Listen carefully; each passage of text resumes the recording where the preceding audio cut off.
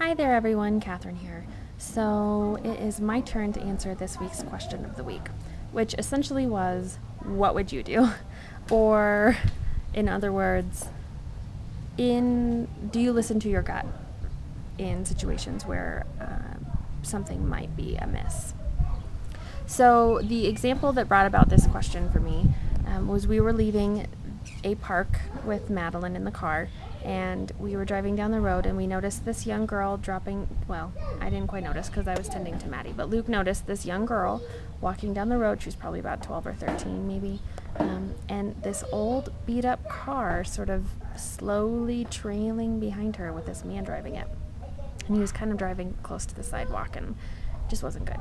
So I didn't quite notice what was going on as we were driving by, but Luke was instantly alerted and not comfortable with the situation. So Luke had been driving the speed limit, so he had passed this man.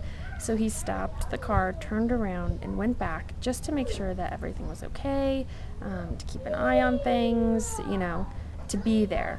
And it wasn't a minute or two before the girl went into a house and she was fine, and the car drove away, which almost makes it a little more suspicious. But in a nutshell, that is my answer. In those uncomfortable situations, Luke and I had a conversation after this happened. We are more likely to listen to our gut than to be bystanders that sort of don't feel comfortable getting involved, which society sort of tells you, mind your own business, don't get involved, but in reality, I think you really do need to keep an eye out and get involved. Maybe when I was younger I wouldn't have, but now as a mom, I would hope that somebody would keep an eye out if Maddie were walking down the road and there was something shady going on.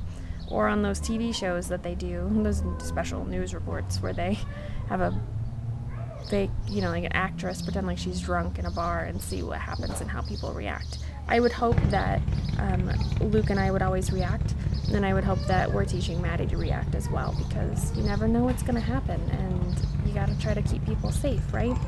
So thanks for joining in on this week's question of the week and adding to the discussion. As always, I really love hearing your thoughts and opinions. I look forward to talking with you again soon.